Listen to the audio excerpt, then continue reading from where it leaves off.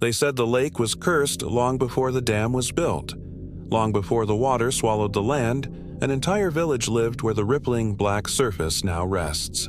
The people called it Merriwood, a small settlement hidden deep within a valley where the trees leaned too close, where the fog refused to lift even in summer, and where the church bell rang without a hand ever touching the rope. When the dam was constructed, Merriwood was drowned. The villagers vanished. Only whispers remained of what had been buried. No one dared swim in those waters, no one dared cast a line, and children were warned never to play near the shore, because if you stared too long into the still water, something stared back. Elias, a man who had spent most of his life drifting from town to town, had heard the stories when he was young, but as an adult he returned, chasing something he couldn't name. A strange pull gnawed at him in dreams. Every night he saw a village street submerged under moonlight, the windows of houses glowing faintly beneath the surface like lanterns calling him closer. He woke, drenched in sweat, hearing muffled hymns through his walls. He told himself it was nothing, just echoes of childhood ghost stories.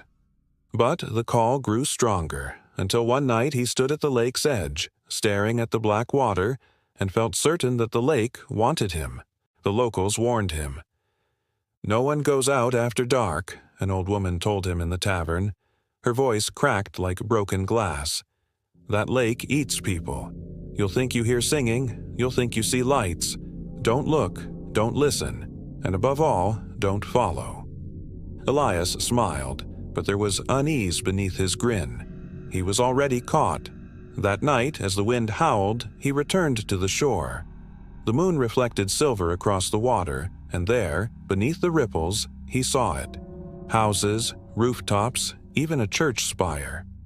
Merriwood lay beneath him, preserved like a corpse in a coffin of glass. Then he heard it. The bell. A slow, hollow toll rising from the depths, though the church had been underwater for decades.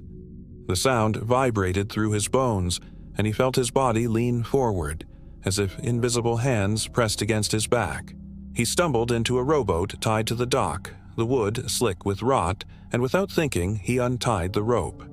The water carried him toward the center.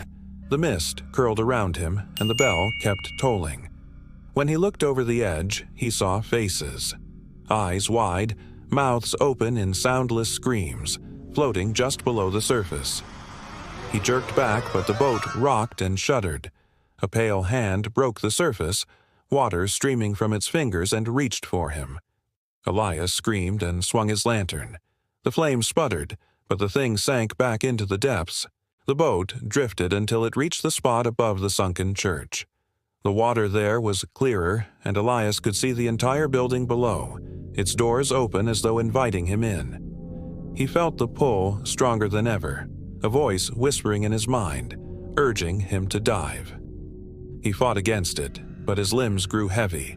The lantern fell from his grip, plunging into the lake, and in the brief glow before it was extinguished, he saw hundreds of bodies drifting upward from the dark doorway of the church, their eyes glowing white. Then the water erupted, and they swarmed. He woke on the shore at dawn, coughing lake water, his clothes torn and skin frozen. He told himself it was a nightmare, but his pockets were filled with strange coins, blackened and ancient, stamped with symbols he didn't recognize. Worse, his reflection in the water no longer matched. The face looking back at him was paler, the eyes darker, and when he opened his mouth to scream, the reflection smiled. Elias tried to leave the town. He packed his things, set out down the road, but no matter how far he walked, he always ended up back at the lake by nightfall. The villagers avoided him, whispering that he was marked. They had seen it before, someone chosen by the drowned village. Each time it happened, that person vanished within days, taken by the lake. But Elias fought against it. He barricaded himself in the inn, covering the windows, stuffing cloth in his ears to block the hymns. Yet at 2:33 a.m., always 2:33, the singing bled through. The walls wept water. His bed floated as though lifted by invisible waves. And the church bell rang, not outside, but from inside his head. Days blurred into nights. Elias stopped eating. His skin thinned until veins showed blue as rivers beneath. The villagers refused to speak to him. Some left offerings by the shore, begging the lake to spare them by taking him instead. He discovered he was not the first. In the abandoned library of the town, he found journals, dozens of them, written by others who had been called. Each told the same story: dreams, the pull of the water, the faces beneath the surface. None ended happily. The final pages always broke off, the ink smeared by water. One night, Elias accepted his fate. He walked willingly to the shore, the mist curling to greet him like welcoming arms. The water parted for him, revealing a stone path that had not been above the surface in decades. He walked down into the lake, each step pulling him deeper until the world above vanished. The village awaited him, whole and untouched, lanterns glowing in the windows, villagers smiling in silence as though they had been expecting him all along. The church doors opened and he stepped inside. No one in the town saw him again.